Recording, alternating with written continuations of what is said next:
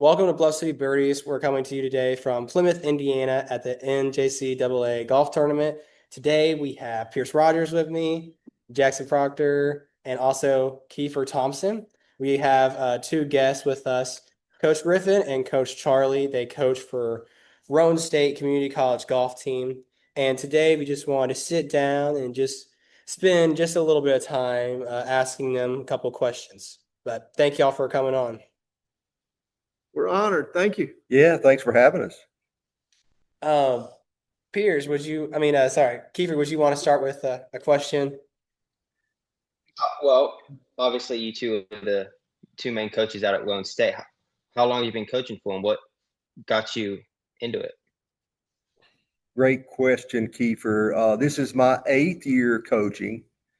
I played at Roane State back in the 1980s, and about the mid 80s, the program was shut down at the college, and so we lobbied a couple of different times, and finally got the program restarted. So this is my 8th year, and Charlie and I grew up together golfing as kids together. So I've known Charlie for a long time, and I tricked him into helping me coach. And how long have you been doing this, Charlie? It's about 4.5 years now.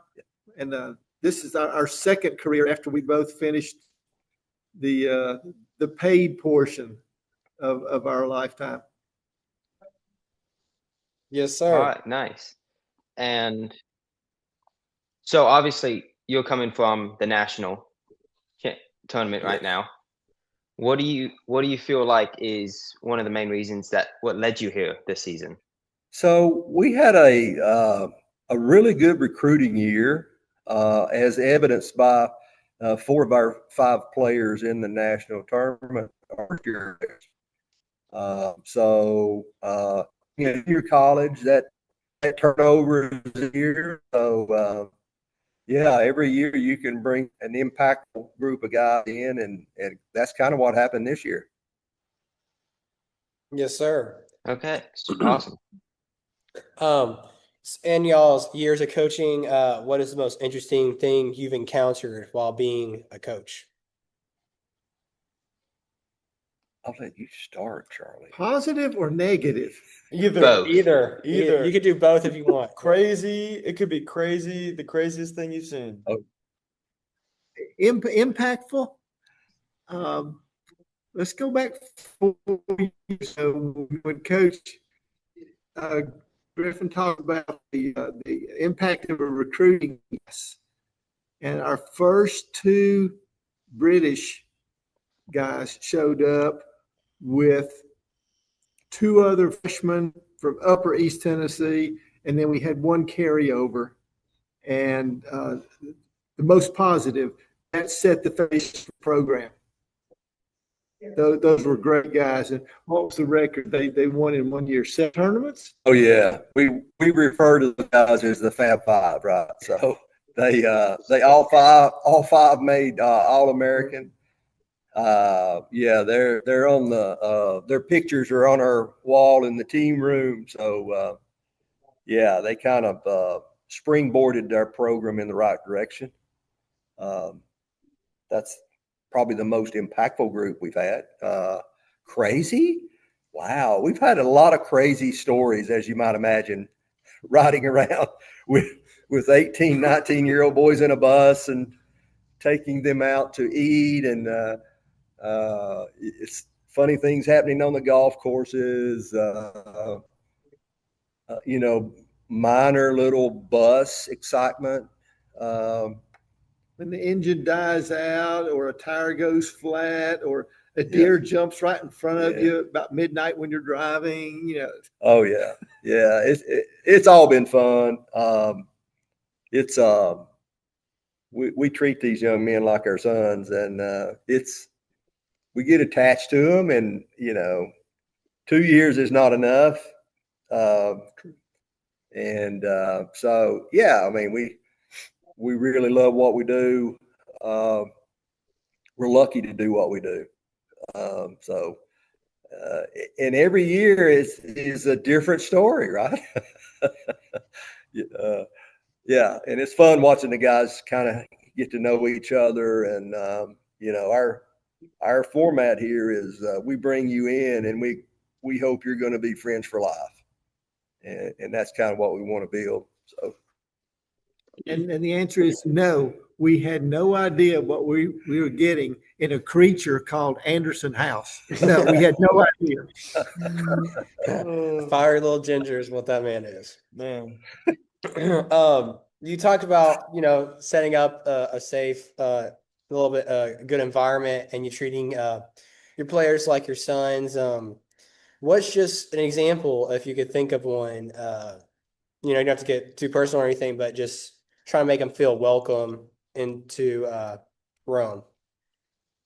yeah, I mean, we're fortunate enough.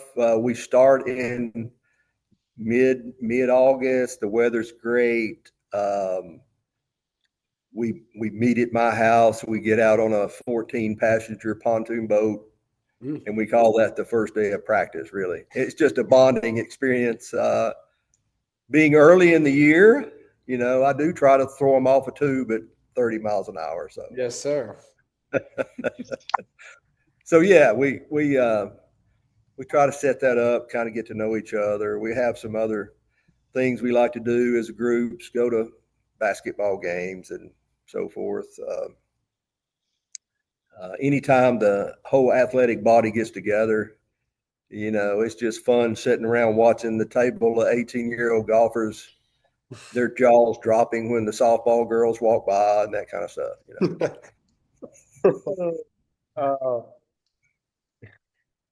Yes, sir. And they do. Yes, sir. For sure. Pierce, do you have a question for them? yeah, so we talked to this with Lennon and Reggie a little bit about how y'all's last tournament was over about 3 weeks ago. So how have y'all prepared any differently or the same over this long break to get ready for the national tournament? Yeah, that's a hard thing to do. Pierce, great question. Because they have the last week of school, they have finals week, and we do give them a little break to focus on their academics, and then we get right back together and start competing. So the best thing I found for 18-year-old males is every shot they don't meet their goal, they've got to do push-ups. So there's some Yes, sir. punishment involved here. That's great. But really, it's all in fun. The guys, man, they love competing. They love being together, and they try to hold each other accountable. That's a hard thing. Try. Yeah. Try, and they love competing against each other. So, Oh God. yeah.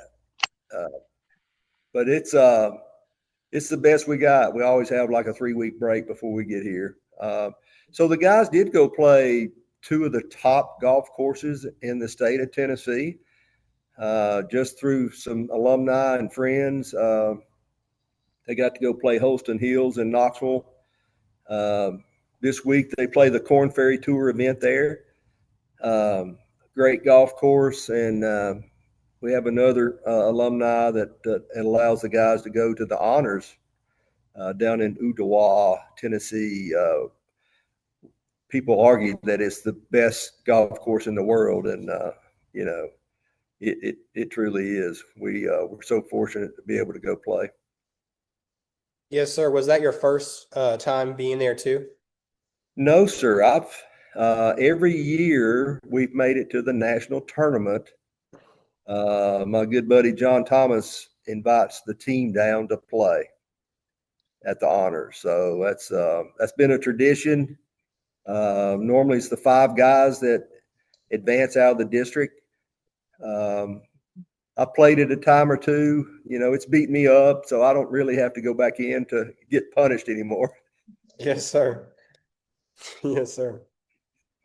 Speaking on you making the national tournaments before, is there a routine you have going into it every year, or do you think switching it up is a good choice? You talking about the 3-week preparation time we have? Yes, sir. Kiefer? Going Yeah, into I it. mean, we've done match play. I've recruited guys from the club that played college golf, and we've competed against them. We brought Rome State alumni back in to play what we call a Raider Cup, which is a Ryder Cup format. So really, we just try to keep the competitive juices flowing with whatever competition that we can have. But that's kind of been the routine, Kiefer. Of course, we played 13 tournaments before this, so the guys are kind of used to it. Yes, sir.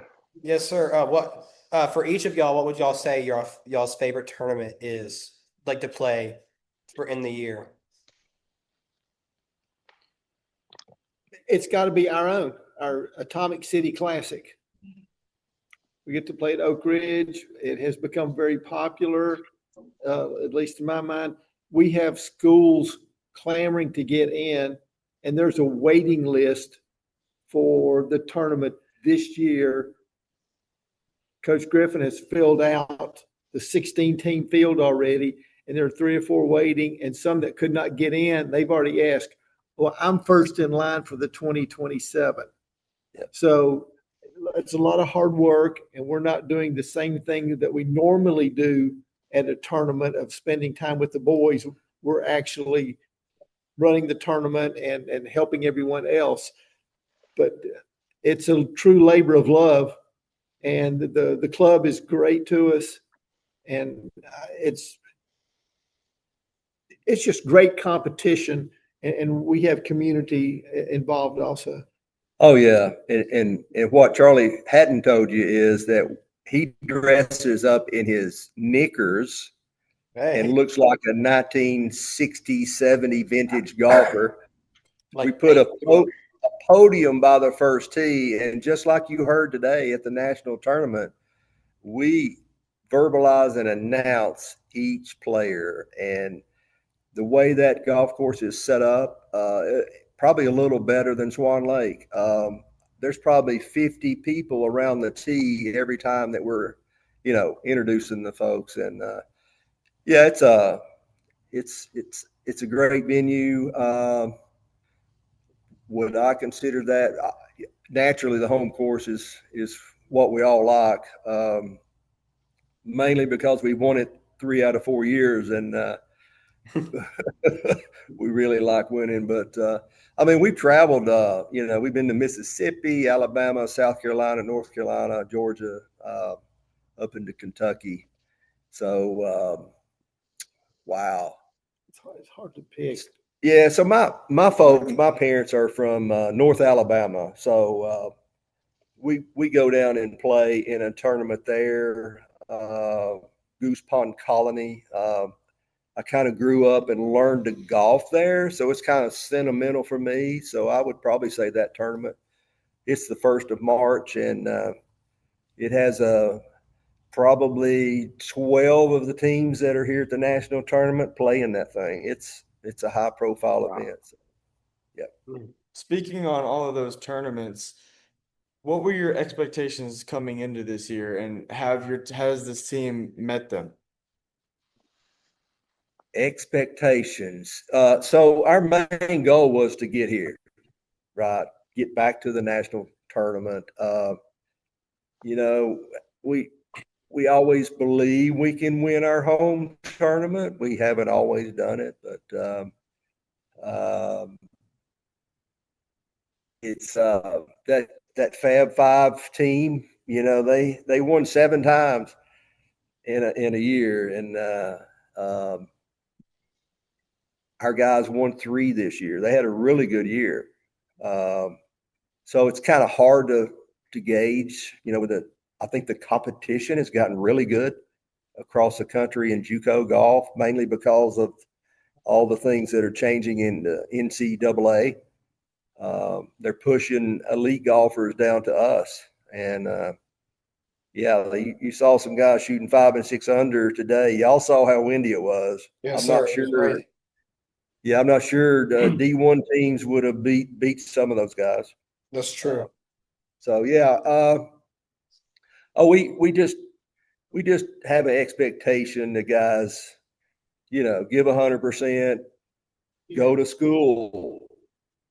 Coach Charlie and I are both engineers. Coach Tony, our putting coach, is an engineer. So yeah, we really believe in academics and push the school side. So that's probably our biggest expectation. Yeah. Along with that, as far as expectations and goals, since Coach Griffin has brought the program along and we've improved and improved and improved, it has become expectation or goal that we're going to get here every year. And we don't shy away from the pressure that comes with. That first meeting in August at his house, when we all get together and we have a great time and a cookout and give the boys their uniforms, their shirts, and everything else, we talk about it. We're not going to shy away from it. This is what we want the program to be. We want it to be a perennial top 10 program in the country. And you have expectations when you come here that if you work hard, you're going to win. So seeing this course, now that we've seen it for the 2 practice rounds and the actual round today, is there anything that y'all want to see different from the players or a strategy change that y'all want to do going into tomorrow? You were paying attention at dinner time tonight, I can tell. Yeah, I mean, I said it then, I'll say it now.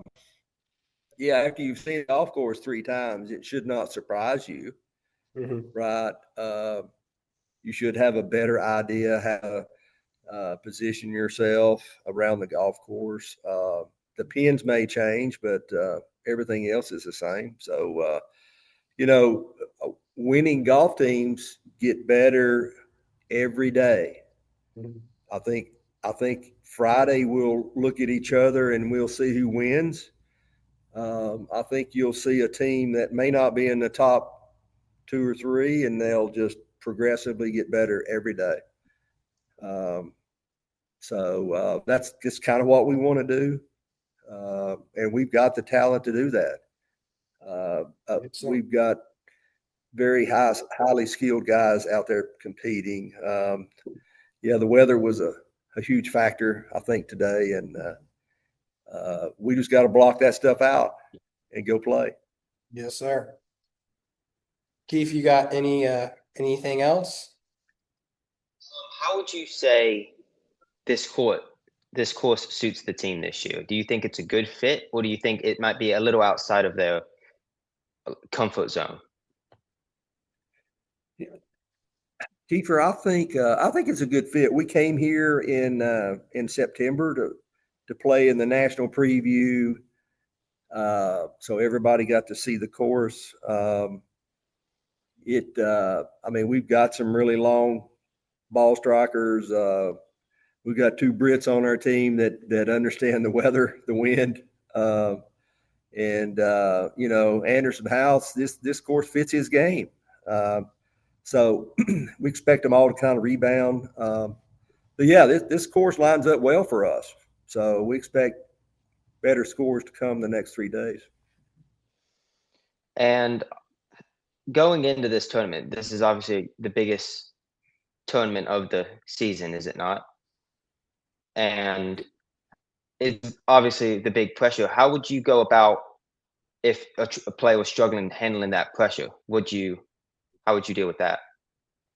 So we were very fortunate this past year to have a graduate student in sports psychology and motor behavior. He's our assistant coach, Coach Hunter Van Meter, and he is with us this trip. So he's not traveled to any tournament. So it's a huge advantage to have him around.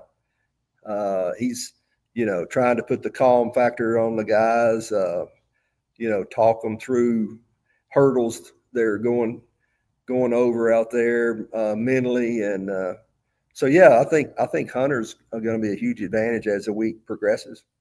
the biggest distance that you have to overcome in a golf tournament is the distance between your two ears. Oh, yeah. And that's why we have the sports psychologist on our team.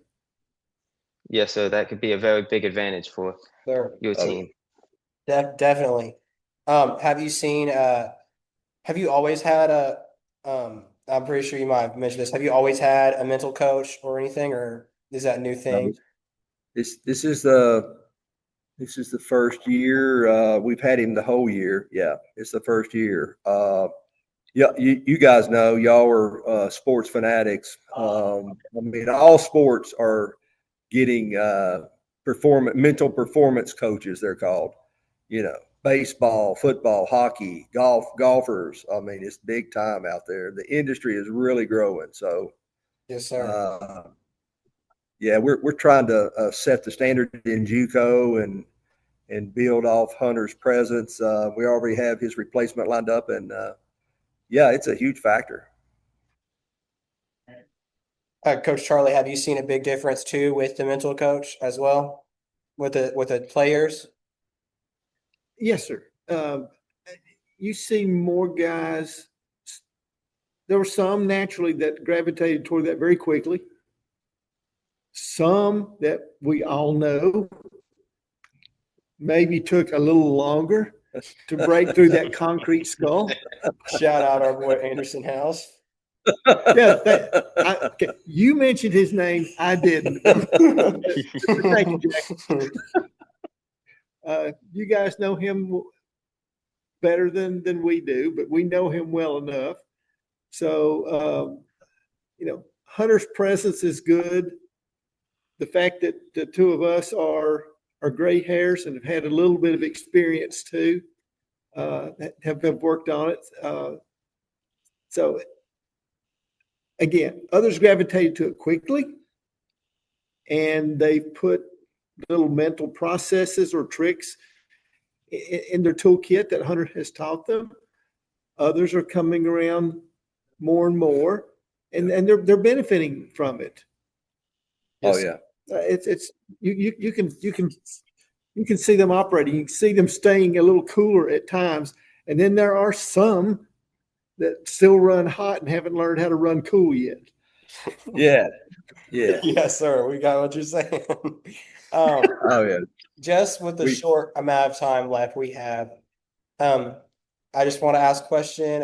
Do you think the team overall has met your expectations you placed in the beginning of the year?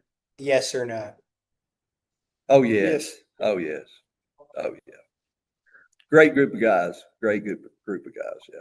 We made it back to the national championship. Oh yes. Top 24 teams in the country.